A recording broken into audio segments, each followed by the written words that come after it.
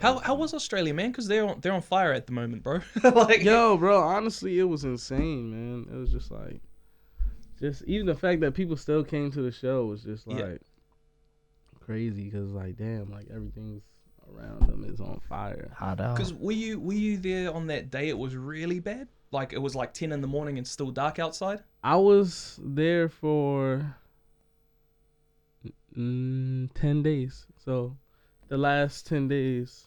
So if it happened in that point, yeah. Far out, man. But I just stayed in the hotel because I didn't want to like breathe in. Yeah. Air, Well, we're talking about it today, like, because we're on holiday and it's almost like it's in a different world, you know? Like, it's a little bit out of mind when you're not there, man. It's real sad. Yeah, like even being here, it's only a couple hours away, essentially. Yeah, exactly. And then when I was there, it still didn't feel present.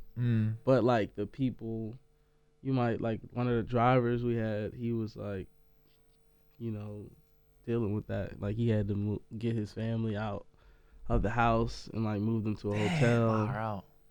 I mean, I suppose there were fires over in LA. Were you in LA when those fires were going off? Yeah. But Not as bad. it's I live in the city, so it's Right. like it didn't feel close. And then I also don't know anybody. Like I don't know a single person who was affected, me personally.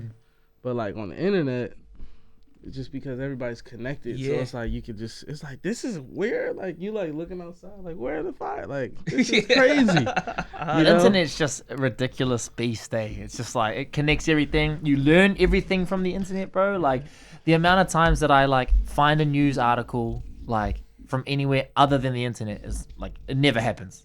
It's just like social media. It's Facebook, it's Instagram. Same with the music, probably. You know, a lot of like the way that your music's probably heard around the world is through the internet. You know what I mean?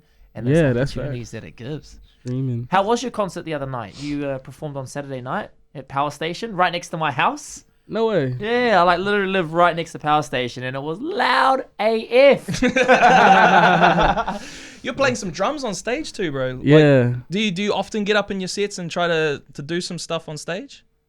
Yeah. I try to always just add some sort of out of the box music parts, just because that's fun for me. It makes each show spark, because like I'm not a performer by nature. It's like I wasn't always just doing this, so it just keeps it fun. Like you perform the same songs every day. Yeah.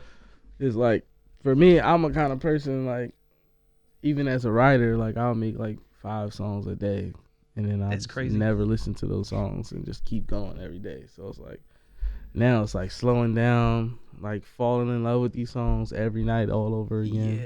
Yeah, the falling in love, I feel like that's a big theme in your latest release, bro, because I checked it out because I was supposed to go to the show, but I was up north in New Zealand and it took me a while to come back and I missed it.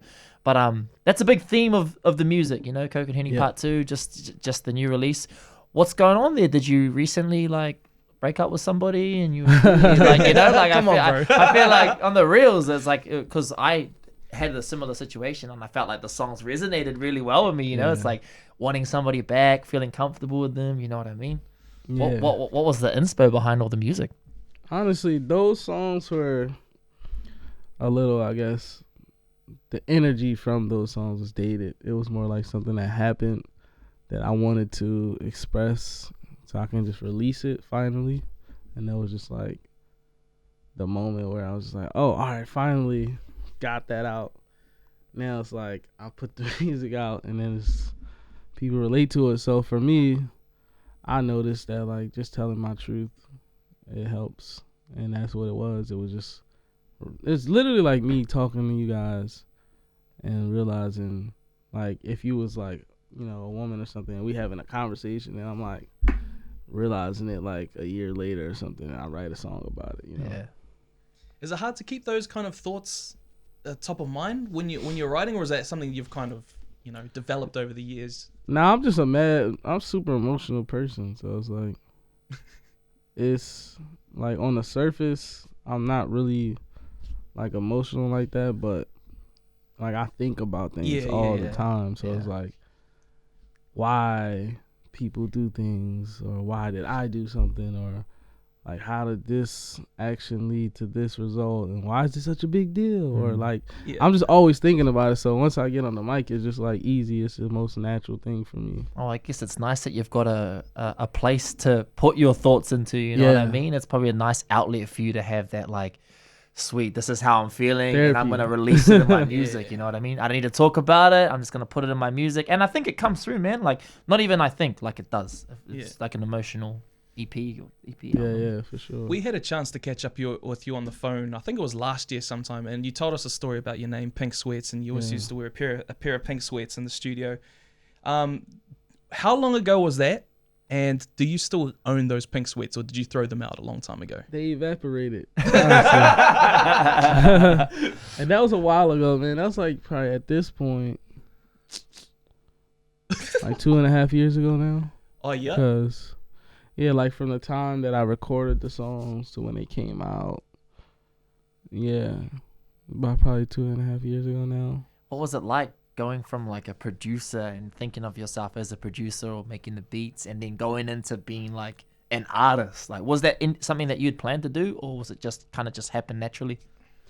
Nah, yeah, it was the exact opposite of my plan. Cause I never wanted to be artist. Like, I always, like, people always wanted to sign me, and like, cause I always would sing my own demos. So like, if I sent it to the artist, I would produce it and write it and send it out.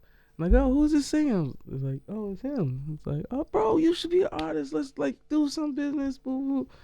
I was like, nah. Like, how come? Why were you not interested in the spotlight, man? I mean, I feel like now, just like coming to terms is just, I think I was just like afraid of something. Like, I can't pinpoint it. I think I was just afraid that, like, you might fail.